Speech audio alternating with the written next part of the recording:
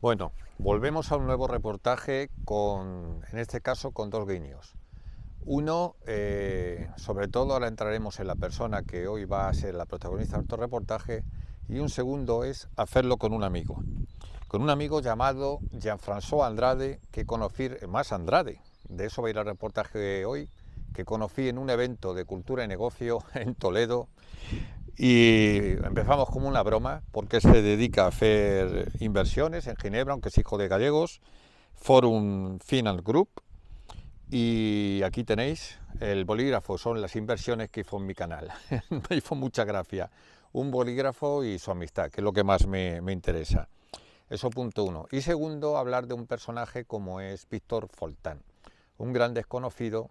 Hace muchos años, yo le denomino místico porque cuando yo venía a Galicia y pasaba desde Ferrol, camino de Ferrol por Betanzos, siempre me cruzaba con un personaje, un vagabundo, que imantaba de alguna manera mi atención. Hay personas que tienen magnetismo.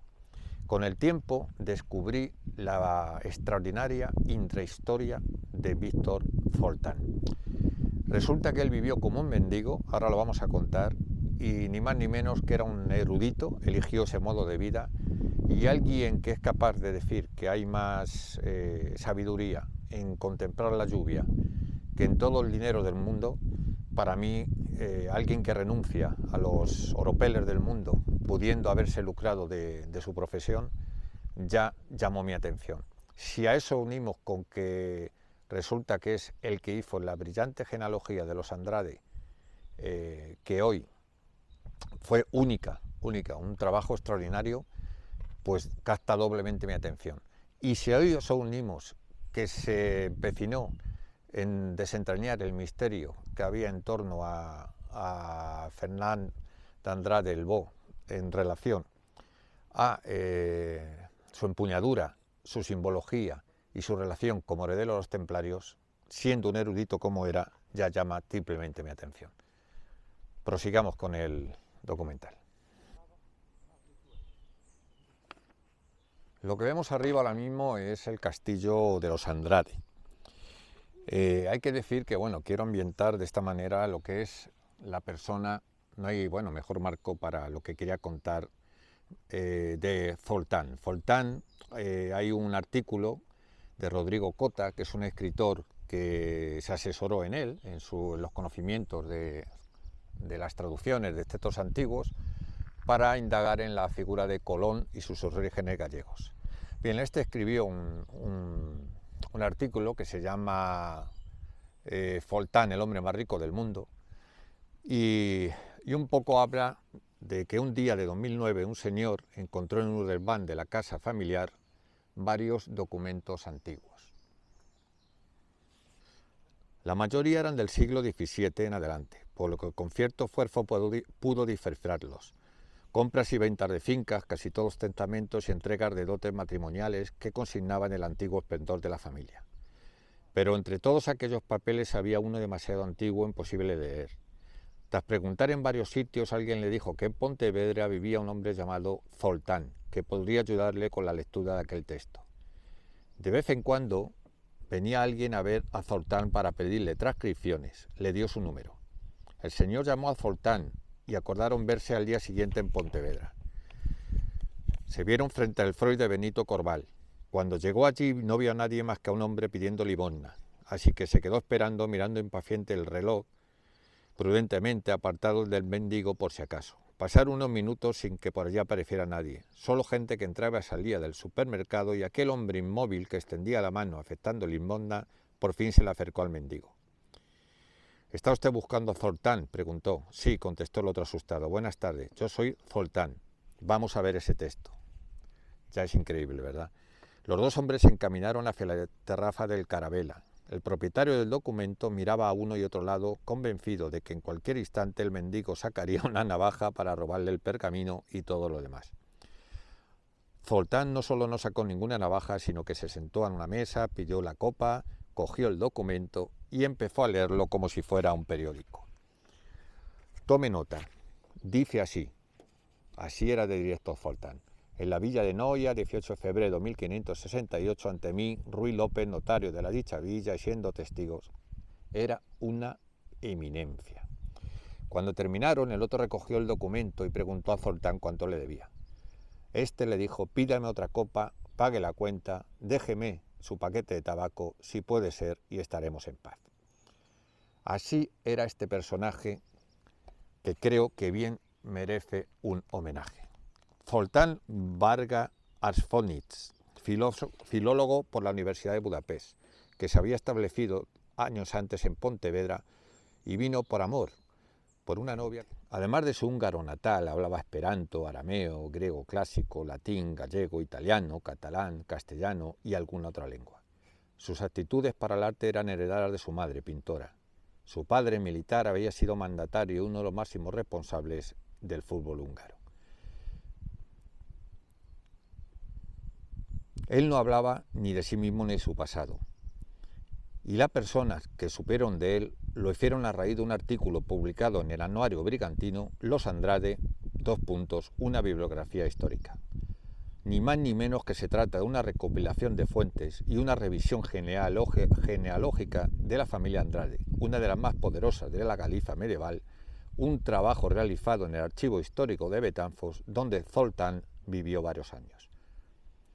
Hoy ya nadie se atreve a escribir sobre los Andrade, el linaje tan importante que emparentó con los Lemos y que venía de los Traba, sin citar el trabajo de aquel mendigo.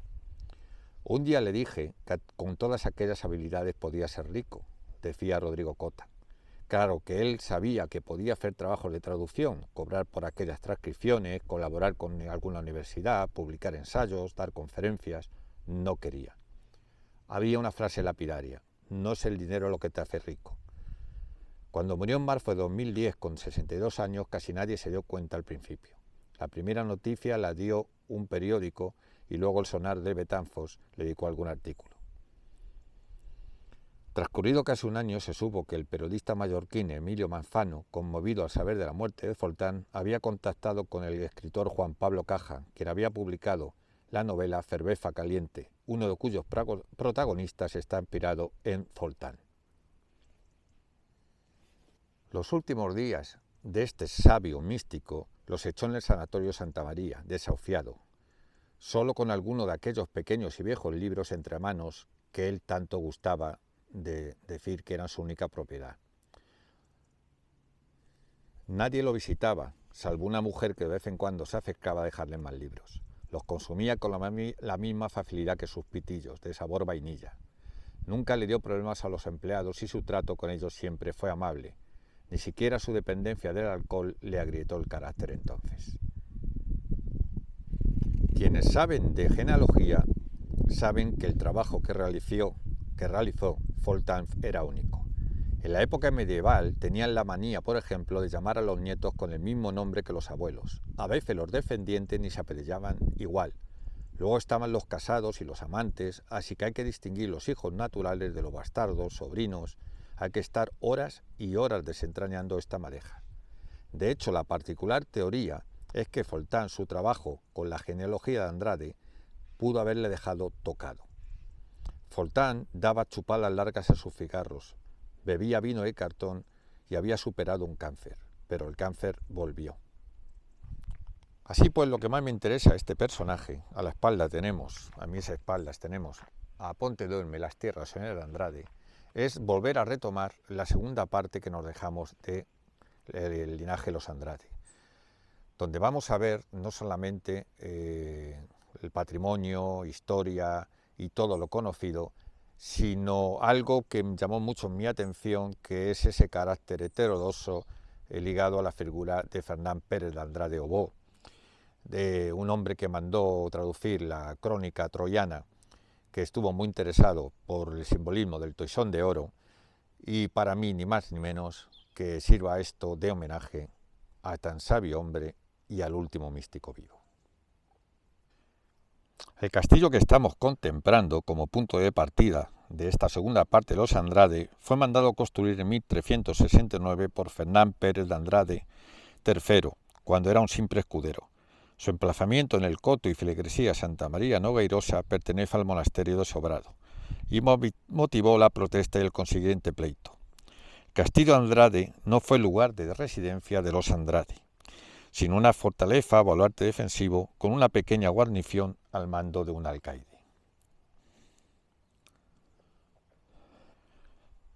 Símbolo del poder feudal y de las arbitrariedades de la nobleza, el castillo sufrió la ira de los irmandiños.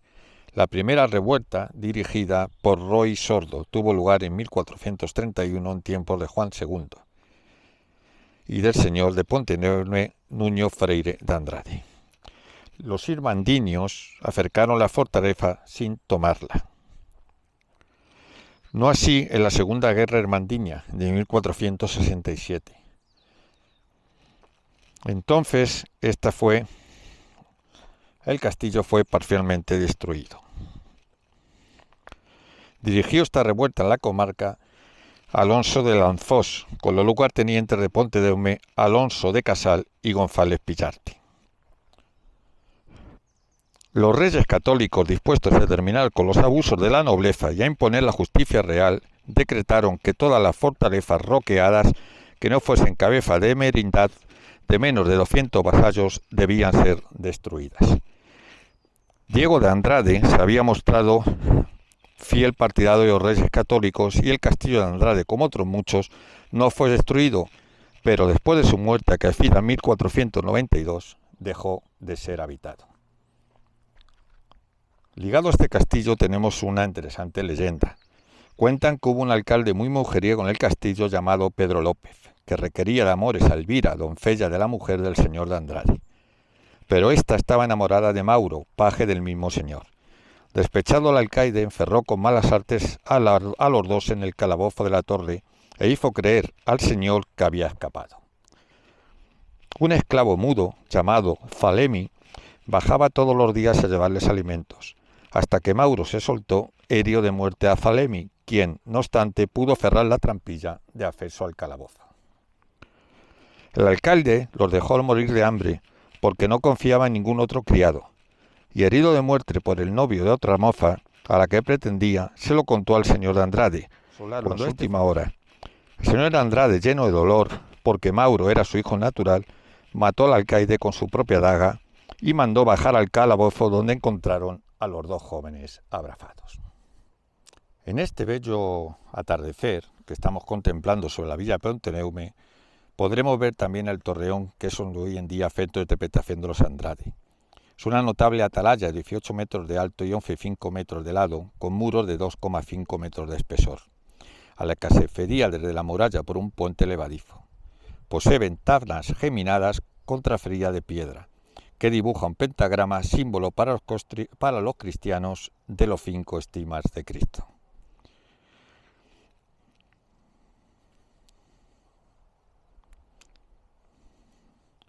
En el castillo, en el torreón, podemos ver entre sus emblemas el toisón de oro y las 18 banderas que Fernando de Andrade ganó en Italia. Desde la planta baja, antiguo almacén o calabozo, hoy dedicada a recepción de visitantes, se accede a la planta del cuerpo de guardia. Entre los documentos expuestos destaca el privilegio de Alfonso XI de 1345, que contiene el de Alfonso X de fundación de la Puebla de Pontevedra. El puente actual fue construido entre 1863 y 1870, poco después de la carretera de Jubia a Betanzos. Fue remodelado entre 1884 y 88. Se dice que el primer señor de la villa, Fernán Pérez de Andrade, construyó 7 puentes. Ninguno fue tan espectacular y llegó a tener tanta fama como el del río Eume. El puente antiguo, construido en 1380, contaba con 68 arcos apuntados. Poseía 2 torres y entre los arcos 20 y 22 una capilla y hospital para pobres y peregrinos, puestos bajo la advocación del Espíritu Santo. Fernán Pérez de Andrade lo mandó construir y Juan I los dota con el llantar, el yelmo de la madera de la villa y el portalgo.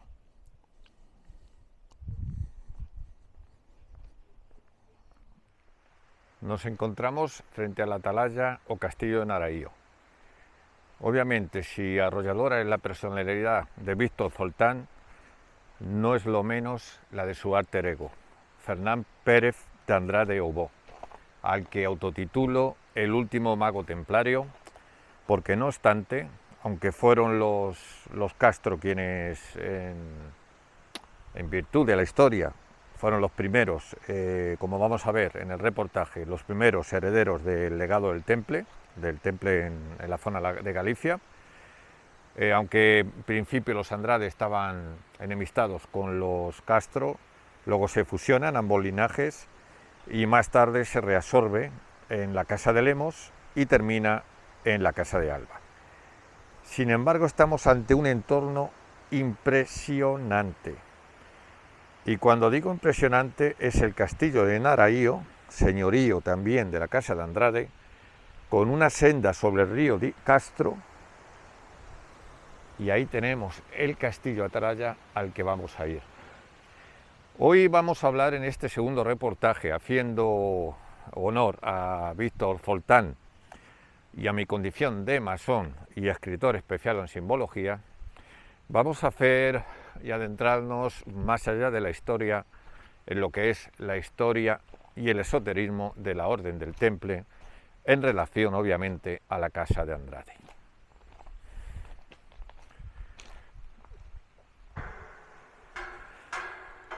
Bueno, Castillo de Naraío, solamente me he cruzado con una persona y es otro de los patrimonios desconocidos del amplio catálogo de patrimonio desconocido que podemos atoparnos en Galicia.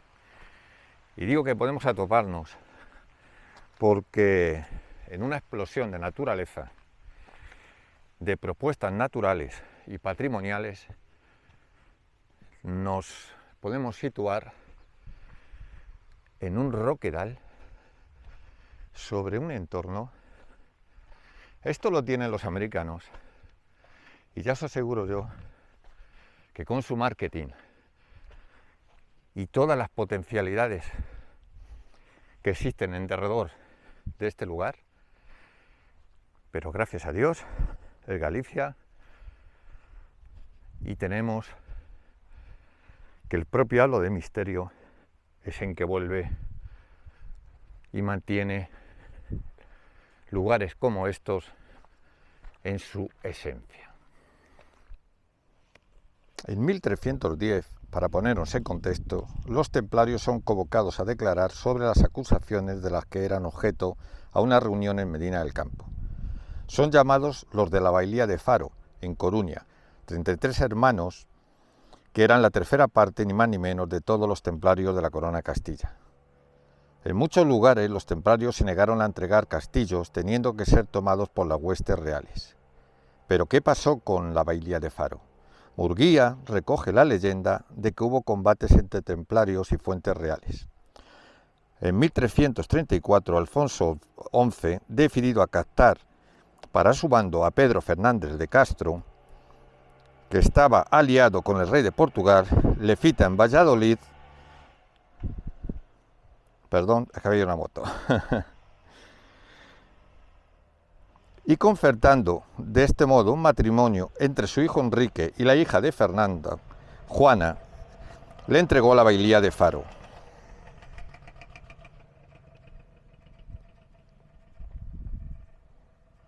Son los Castro, en rigor y no los Andrade, los primeros receptores de la Bailía de Faro.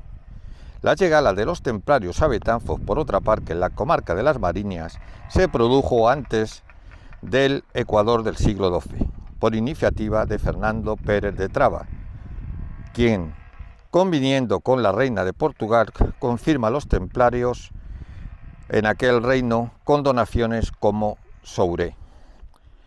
A partir de llegar al burgo de Faro, los templarios extendieron su dominio muy pronto por la provincia de Coruña y Lugo, llegando a depender de Faro 3 encomiendas, una de ellas la de Betanzos.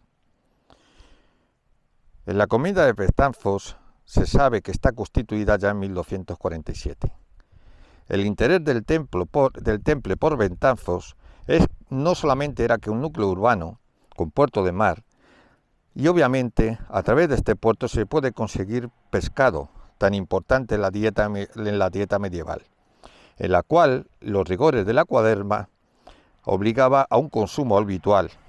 De aquí que muchos monasterios cobraran rentas en especie, pisotas, o construyeran pesqueras en los ríos.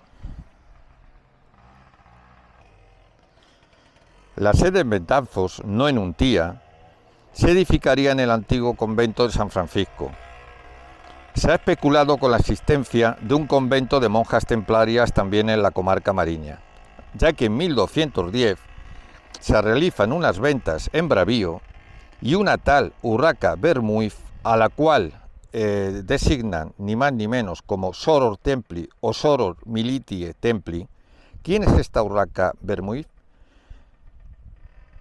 Gonzalo Martínez afirma que es ni más ni menos la hija de Bernardo Pérez de Traba y de doña Teresa, hija de la reina de Portugal.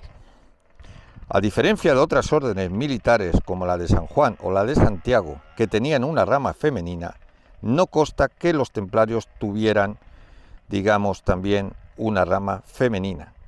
Pero los escasos ejemplos de menciones a monjas templarias solo los encontramos en Portugal y en Galicia. Así pues, no nos podemos extrañar cómo en San Francisco aparecerán figuras geométricas como la salfa o la pentalfa, las estrellas de 6 puntas empleada por Fernán Pérez de Andrade, nuestro último mago templario. Esta estrella de David también será adoptada por Nuño Freire de Andrade, maestre de la Orden de Cristo en Portugal, como sabemos, heredera también del legado templario en Portugal.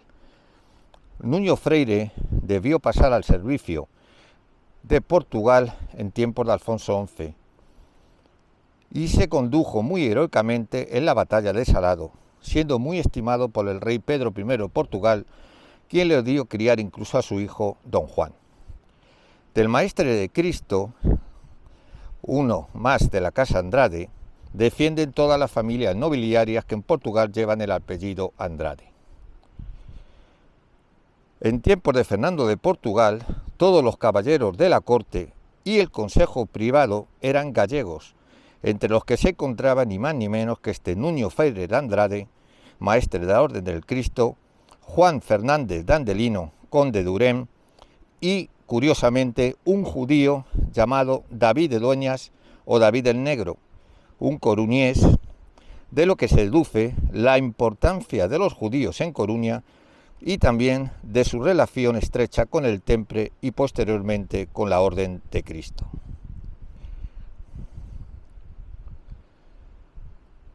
Volviendo a la iconografía de los Andrade, tenemos que desde luego tanto el jabalí como los berrones de Pontedome, emblemas de la casa, o el puente de la ferrería cercano al castillo que estamos contemplando, el Naraío, contienen características coviñas, que a modo de focus romanos sabemos que se utilizaban en la Edad Media para realizar ofrendas de fecundidad. Estas coviñas o huecos en ojos y bocas de las tallas se sabía que servían para realizar ritos con sacrificios y libaciones. Antiguamente esto se hereda de los santuarios rupestres prerromanos o en aras galaicas romanas dedicadas a los lares viales. Volviendo a la iconografía, la pentalfa o la estrella que se ve en San Francisco o en Santa María de Afogue o en el pomo de la espada de Fernán Pérez de Andrade o en la Torreón de Pontedeume, por ejemplo, indistintamente era un emblema usado por judíos, cristianos y musulmanes. Pero en el mundo cristiano los que más utilizarían este símbolo fueron los templarios.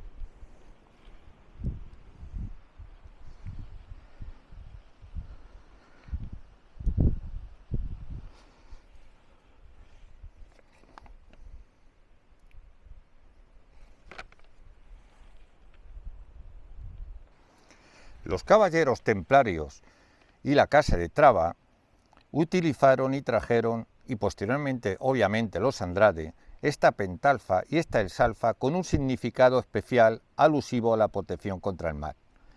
Para los cristianos, la pentalfa alude a Cristo, Josuá, al estar formado por las letras griegas Chi y Ro, las dos primeras de la palabra Cristos, símbolo del Cristo Sol, vencedor de las tinieblas.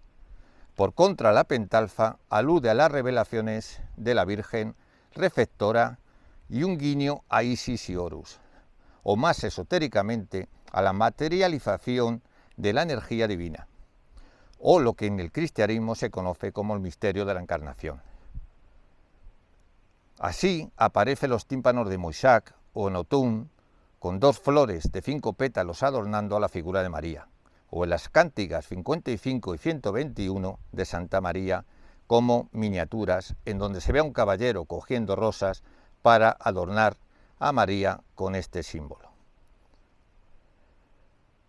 En la cántica 125 aparece un clérigo dentro de una pentalfa, a la vez dentro de un círculo, junto a otros signos mágicos. Aquí se está protegiendo de figuras monstruosas que le acechan. Tiene que ver mucho en lo que masonería llamamos el viaje del tinieblas a la luz. La influencia de la cábala judía es muy notoria en Fernán Pérez de Andrade, el último mago. Este maestro, en contacto muy estrecho con la dicha comunidad judía, supo de alguna manera entender y enterrarse con este símbolo y creando un enigma geométrico cabalístico relacionado con las sefirot que marcan sus dedos al señalar la exalfa del pomo de su espada.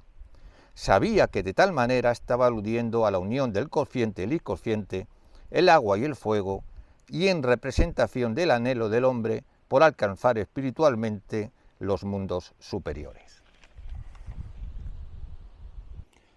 Así pues, Fernán Pérez de Andrade no es un personaje cualquiera. Debemos entender a Fernán Pérez de Andrade como un personaje de personalidad compleja con una acusada singularidad. Manuel Murguía afirma que Fernán Pérez era aficionado a la poesía y a los libros de caballería, sobre todo a los de ficción caballeresca, de los que los coleccionó algunos y él mismo mandó a través de un clérigo copiar y traducir al gallego la crónica troyana. En la segunda mitad del siglo XIV se conoce en Galicia leyendas caballerescas del Ficro Betrón. Incluso se habla de la traducción gallega de la Amadís de Gaula. Esto pudo componerse entre 1367 y 1383 en Galicia o Portugal por Vasco de Lobeira. También circulan en esa época versiones en francés del Lanzarote do Lago, de la demanda al Santo Grial y de la crónica turpiana. Fernán Pérez fue admirador y hasta continuador de estos obradores gallegos del siglo XIII, y como conde de Urén, ambos también eran amantes de la poesía y de las ficciones caballerescas y juntarían una buena colección de libros que se engloban en la epopeya francesa, y en este caso entenderíamos su afán por traducir la crónica troyana.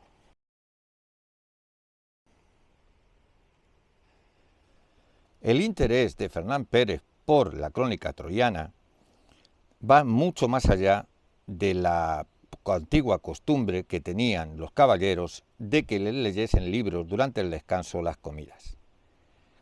La novedad estriba en que no se trata de un libro de temática bretona, como ya dijimos, sino de contenido greco-latino.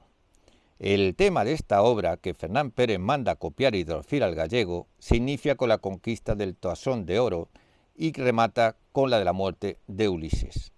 Estamos hablando en este imaginario del más puro esoterismo que tiene que ver con relación a la realeza sagrada y el sentido de ser rey sacerdote por derecho divino.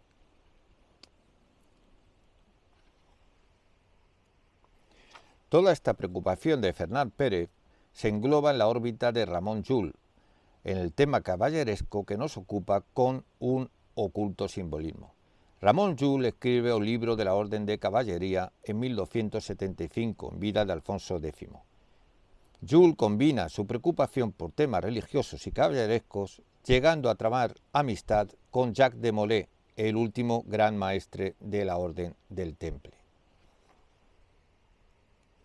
Siguiendo esta estela, Fernán Pérez de Andrade al contrario que otros autores castellanos que les parecen poco interesantes los amores de Tristán y Isolda o de Lanzarote y Ginebra, a él lo que le preocupa es la vía iniciática que está, digamos, oculta dentro del ciclo del Santo Grial, con todo el simbolismo que tiene en función y en relación a la Eucaristía y a la propia magnitud de revelación que se produce en vida a los iniciados.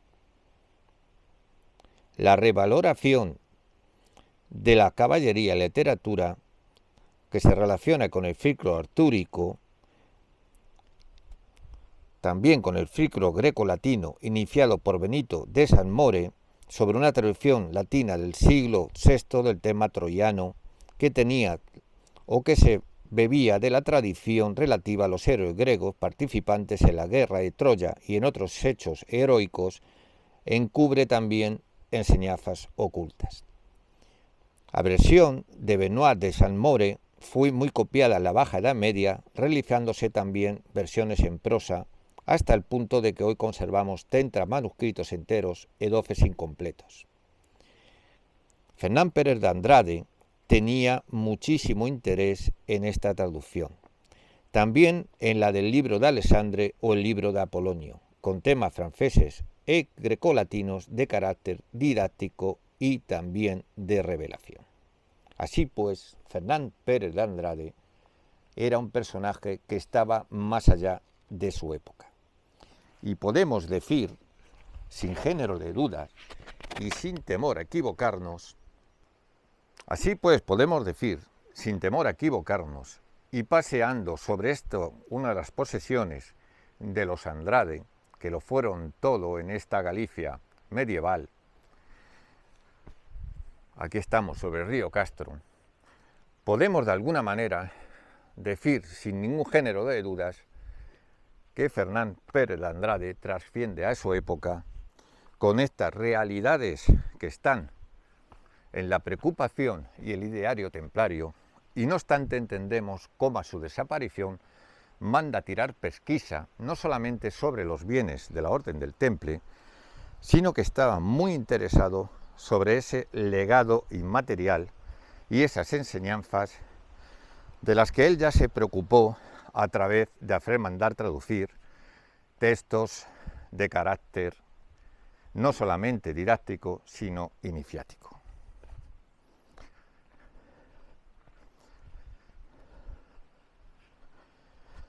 Sobre estas piedras, sobre estos entornos,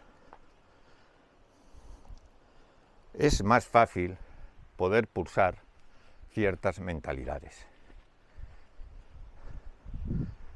Cuando vengáis a estos entornos, simplemente deciros que vais a tener la inmensa suerte de que en un cañón tan cortado como el que vamos a ver, de estas piedras bajan hacia el río una senda que se proyecta sobre este cañón del río, abajo está el río. Mirad qué roquedales y qué sitio. La diferencia para mí con otros enclaves es que en Galicia podemos todavía visitar estos lugares con la necesaria soledad que propicia la introspección, la asimilación y sobre todo la iluminación. Aquí solo nos perturbará el sonido del viento azotando a la piedra, mirad. Y no veréis legiones de turistas entorpeciendo vuestros pasos, haciendo ruido, contaminando la atmósfera, y aunque todo el mundo tiene derecho, y yo no se lo voy a negar, a visitar y disfrutar, y seguramente las autoridades estarían muy complacidas de que la gente viniera aquí precisamente para lo que ellos llaman ahora muy modernamente poner en valor estos parajes con fines a su explotación comercial, permitirme definirme, ya que he citado a Víctor Foltán y a su alter ego Fernán Pérez de Andrade como los últimos místicos, si me lo permitís, voy a autotitularme yo también un místico más, porque a mí solo me interesa el romanticismo y la esencia de estos lugares cuando los puedo recorrer en soledad o haciéndome acompañar, en este caso,